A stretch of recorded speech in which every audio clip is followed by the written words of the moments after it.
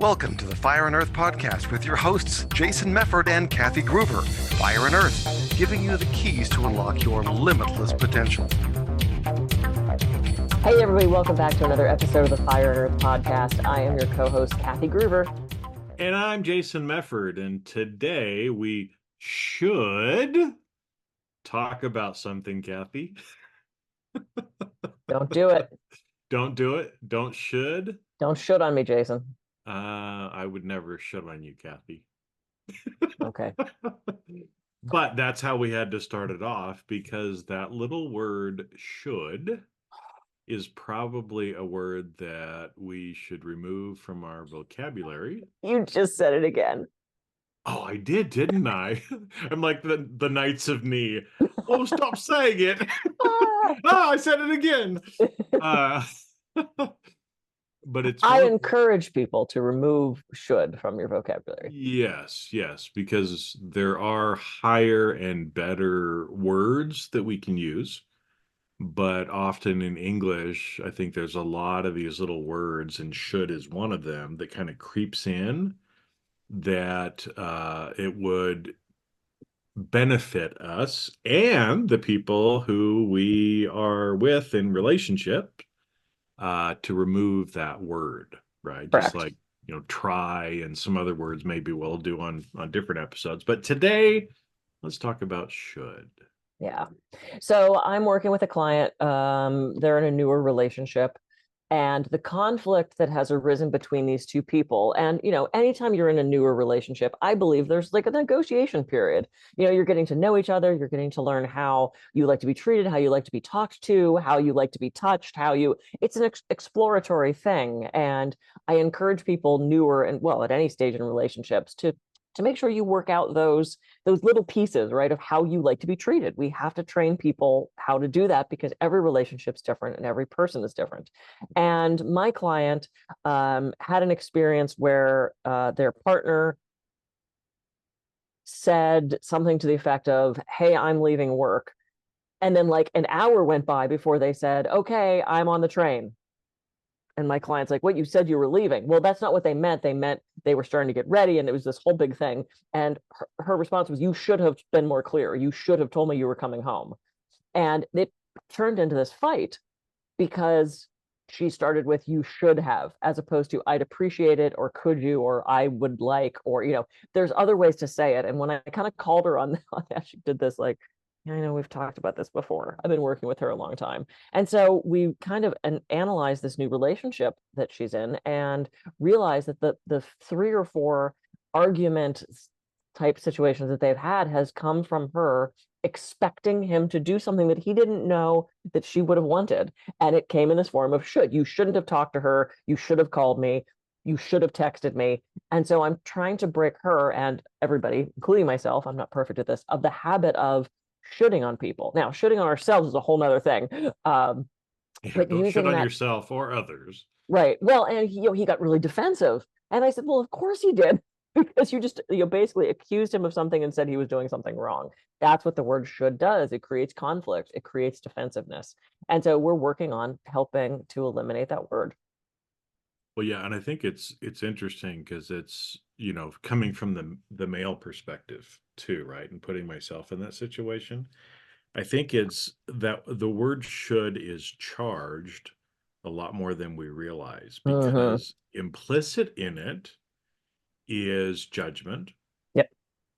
So judgment is implicit. Anytime that you use the word should, you're making a judgment, right? Just like even at the beginning, I said, we should stop using the word should. Well, that's judging and putting my belief on that statement by itself, right? And so because that there is judgment associated with it, it's also telling the other person what they should do, right? And so in that instance of, there's lots of different ways to resolve that conflict. But by using the word should, you're telling the person, I expect you were wrong, and I demand and expect you to do it this way in the future. And, for some people, that may not be a big deal, but for some of us, like me Mm, and the partner of your client, it can be very triggering yeah. at that point, right? Because again, sometimes I'm stubborn and I'm hard-headed, and even when I know that I maybe could do things differently, uh, I won't until it's my decision, even if Mm-hmm. somebody is forcing me to do it. In Mm-hmm. fact, and again, I'm working on this because I'm human, What? but a lot of times when people are forcing me to do Mhm. something, I will not do it. And I will dig my heels in even more, even when I know I'm wrong, because damn it, I'm not going to be told what to do. Yeah. And so again, I can see why, especially there must be something in that man that triggers me, right? Yeah. So maybe what are some, because I know you're working with your client on this, we're both working on it too. Maybe let's talk about what are some different ways that we can say that, because I think a lot of people listening might be like, well, yeah, I would totally get it, but what do I say instead? How do I start training Yeah. myself to do something different so I Yeah. don't get those same results? Yeah. So one of the things I told her was as soon as you start with you should, you're putting all the responsibility on the other person. You're forcing them, just like you said. And if your rebel comes out or your sort of like obstinate one comes out and says, well, I'm not gonna do it, you told me to, which is a very past part. That's a very little kid part of you that's probably coming up and doing that. So if you put it in what I would like, as opposed to you should be here on time, say something like, I would really appreciate it if you could be more aware of the time and show up when we agreed to. That's something that I would like. It puts it on me and not on you. I would really appreciate it if you would call me before you come home so that way I can have dinner waiting for you. I feel really disrespected when you show up so late. It's those I statements, right? Because and then you can talk to it from there. I feel really disrespected when you're late. I would love if you could pay more attention to the time and be more aware of that. It's taking responsibility for what you want as opposed to putting it on the other person of this is what you should do. Or I need you. I really need you to call me when you leave work because I want to make sure you're okay. I need to know that you've arrived to your destination so I know that you're there. If you need something, that's different than should. And when we talk about, and this is sort of a different aspect of this, shitting on ourselves, oh, I should call my mom, I should wash my car. There's a guilt associated with that, right? Whereas I need to wash my car. Yeah, my car looks like shit right now. I need to wash my car. Should I? Yeah, probably, but I need to. Or you can turn it into I want to. I want to call my mom. I want to wash my car because in that way it'll look prettier and I'll have more pride in what I'm driving when I show up to this meeting. Try to get the should out because there's a guilt associated with that. And you Well, say somebody else should, you're trying to guilt that other person in a way. yeah, and I think it's, as you kind of brought up, there's some reason behind it, right? Yeah. So in this instance, again, we'll just use that example. There's some reason why your client was mad about it, or Mm-hmm. was whatever the right emotion would be that goes along that goes along Not help with that it. situation right there. No, anyway, okay. Yeah. Yeah, yeah, anyway. But and so I think, a lot of times it's also us being aware of the underlying of what's making us want to use that word as Mm, well, right? And yeah, that's a so great point. and I think it's important, especially in a relationship like that, for the other person to know why, right? Because I think, depending on the intention behind it, there's something deeper. And that's why she probably Mm, is going back to using that word over and over again, right? So I'm just going to throw out some scenarios, right? And again, we don't know and we're not, but let's say because I've been with people who, again, they want to know when I leave or when I do something. Now, mhm. sometimes there's a reason like, hey, when you're leaving work, I like to know because I want dinner to be ready or just about ready when you get home so we can sit down. It's a hot meal. We can Mm-hmm. enjoy each other's company. And if you come, if normally it takes you half an hour to come home and all of a sudden it's an hour, then the food is cold and this whole expectation of having this nice hot meal for you is not met. Right. And so I can understand that. Mm-hmm. Right. And when the other person understands that, then it's like, oh, okay, okay. Now I understand why that is a big deal for you.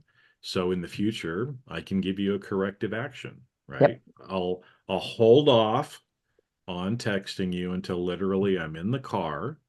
And then absent something like traffic, which, Mm-hmm. again, sometimes that happens. I mean, there might be an accident, something, you still get home late, and then when the person says, "Why are you late?" Well, there was an accident and blah blah blah blah blah, right? So Yep. at least you can kind of explain that. Some people, it's instead the reason is, well, I want to keep a thumb on you. I want to know exactly where you are all the time because I'm afraid that you're seeing someone else, Mm-hmm. or I'm afraid that you're thinking or doing something other than placing all of your attention on me all the time. And that's a real thing that some people Mm-hmm. have, right? Absolutely. And so again, it's like, well, what's the reason behind it? Because if I'm the man in the situation, I want to know what the intention is. Is it something like, I planned this dinner, I wanted it to be perfect for us so we could have a good experience together? Or is it, I want to put my thumb on you Right. and you have to check in with me all the time because I'm insecure Mm-hmm. and I have to know where you are all the time and you have to be thinking about me all the time? Those two totally different things, right? Yep. And as the person on the other side of the relationship, you want to know, right? Because for me, the one is, well, that's wonderful. The other Mm-hmm. one is, what the fuck? Right. What happened that that's what you think is going on? Yeah. Tough because because, yeah, well, and I was just saying, and it's hard because when it is just the you should, the other person doesn't know what that is. And it does come across as very controlling and very distrustful. So that way, if you say, I would appreciate if you let me know when you're on the train coming home, because then that way I can have dinner ready for you and we can plan the rest of the night. And, I know that I should have things ready. Eric and I have a deal where because he's usually on the bike or the scooter, and those are two dangerous things, right? And I yep, do yep. worry. And so the deal we have is he texts me when he gets to where he's going so that I know he arrives safely. And often it's just a heart or a made it safely, just because I want to know that he's not, dead on the side of the road someplace because he's on a bike. I don't know. It makes me nervous, especially in this town, because people are not always aware of things around them. They're either old or high or both. And I love our stoned elders, but I'd like them to pay better attention. Or they're just distracted, distracted old and Uh, smart. It's a whole thing. So it's like that's just sort of our deal, is just let me know when you got there safely, because I worry about those two vehicles. It's not a control thing. It's I want to know you arrive safely because I love you and want to keep you safe thing. And so that's just what we do. If I'm driving down to LA, how are you coming? Are you there yet? How's the traffic? We keep in contact with each other because we care about the other person arriving safely. yeah. And so I think It, it's important to express things like that. well, it is. And I think, we talked a little bit about, if you're the person who's the one saying should, right, you should probably start looking at your intentions. You said it again. I said it again. Oh no. Well, you can see how much it just like seeps into our language, right? And you can do one of the counters on Oh, the I'll do little pings like afterwards for too. drinking that Oh one episode, boy. Oh boy. Anyway, or the I swear words. That was a fun one. I think I'm gonna win or lose. I don't know how we look at that, but it's yeah. So if we're the one using the word, maybe we should look at what's our intention behind it. Oh my Oh, God, you see, I said it didn't do again. it. You did. You said it again. Maybe we should. Maybe we should. Dang it! Well, look at that. See, all right. Should. And the counter goes up. Um, because again, there's probably something that we need to work on. Mm-hmm. if we're using that word regularly, right? Yeah. So I have some work to do, obviously. But if you're on the other side, right, if you're the person receiving the should statements, then, maybe it's time to start asking some questions too. Yeah. I'm curious, why you think Hmm. that, Yeah. Why is that important to you? why is that important to you? Some different questions like that, so you can start getting into and understanding the deeper part of it. Yeah. Because like you said, as you're negotiating in a relationship, it's trying to understand and modifying slightly so that each of you gets what you need. Yeah. And And one question back, if you're hearing the should, let's use this example again. Wow, you said a couple times I should call you when I'm coming home. That seems important to you. Tell me more about that. yep, The tell me more about that is one of these great open-ended coaching questions where if you don't know how to move the conversation forward, tell me more about that is so great because it elicits the person who you're asking that of to think deeper and to really question themselves. Because often, we often don't know why things are important to us. We don't know, it's just like, well, I just want to know. Okay, but why is that important to you? It's obviously important to you because you've brought it up before. So tell me more about that. Like, let's explore why you want to know when I'm leaving the office. Is it because you think I'm banging my secretary? Or is it because you want to know that I'm coming home so that you can have dinner ready? Or it's because you want to keep tabs on the train because the train keeps crashing? Or, I mean, it's like whatever it is, it encourages us to dig a little deeper into our why, our deep reasoning, but because for wanting these things. And I think the more we know ourselves, that's just a good thing. Know ourselves better.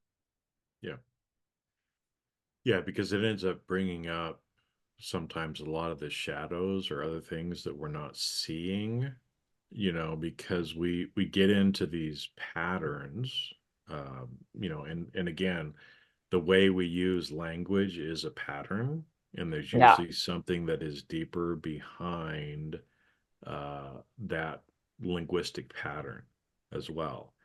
And the more that we can know ourselves and uncover that, the better we can start to make changes if we want to, Yeah. right? And other times it may not be, which is um again, where you just have to kind of negotiate that within the relationship and decide, hey, I can do that or I can't do that, right? Because sometimes I think Mm-hmm. that's a decision that has to be made as well, because 100%. because I know for me, a lot of times when somebody would say you should do this, I just do it because I want to please them Mm, instead of stopping and saying, well, tell me more. Why is it that you expect that? yep. And then again, depending on what their response is, then I can make a better decision and stand up in my own power and say, well, I hear what you're saying. I understand that, but I cannot do that for you. Mm-hmm. Right? It's unreasonable for me. It just doesn't work for me Right. to do it that way. I understand what you're saying. I can do this, right? Mm-hmm.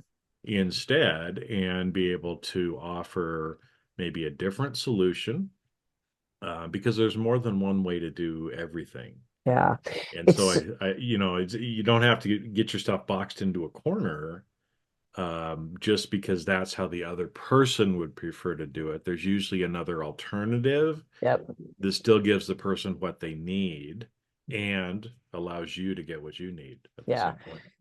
For a while I was watching couples therapy, which is an Mhm. actual like reality TV show where they were following four couples in couples therapy in New York. And unfortunately, we couldn't get the app anymore. But we watched the first season, and there was one couple. The guy was like an insurance broker, and his wife was, I don't remember what she did, but she was furious that he didn't respond within seconds that she'd send a text. Mhm. And all day long, seemingly, even the way she described it, she wanted to be in open contact with him all day. She'd call him at the office like multiple times a day. And he's like, I'm at work. Like, I'm in a client. I'm in a, and she would get furious if he didn't respond right away. And it was so fascinating to watch the therapist work with them to negotiate like what was going to make her feel okay and what was going to be realistic for him. It's like in massage clients or coaching clients, I can't answer the phone all day. So I could just imagine this guy's frustration at this completely unrealistic expectation that he'd be available to her every minute of the day when he's trying to work. And for her, it sparked this insecurity of, well, why isn't he responding? He doesn't love me. What's he doing? And it would spiral her. And it kept erupting into this just explosion between the two of them. And it was so fascinating to watch. So yeah, I appreciate what you just said about some things aren't realistic. Like you can't give the person 100% of what they need usually. So how do you negotiate that? We'll talk at 10, 12, and 2, or, I promise I'll get back to you within 2 hours if you text me, whatever people have to work out. But the demands of the shoulds, I feel like we have to work on eliminating because it's kind of poisonous. Well, like you said, I mean, that's an example again of kind of what I said, the either or at the beginning, right? I mean, obviously that person on the show, there were some insecurities that were the underlying issue.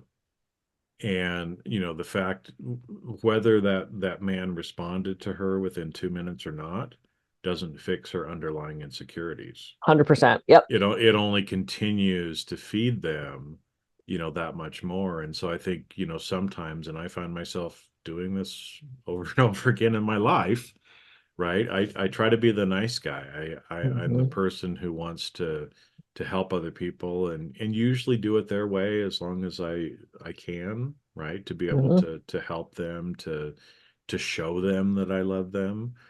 But, sometimes continuing to do that, we're actually hurting and hiding some of the underlying insecurities or other shadow things that people have that they don't want to face themselves. Yeah. And so it's actually kinder to just say, time out, not going to do it. It's unreasonable. Tell me more, right? And try to dig into it a little bit more and have those conversations because some things are not realistic. And again, people can't understand. It's like, well, but don't you love me? And it's like, why do you think I go to work?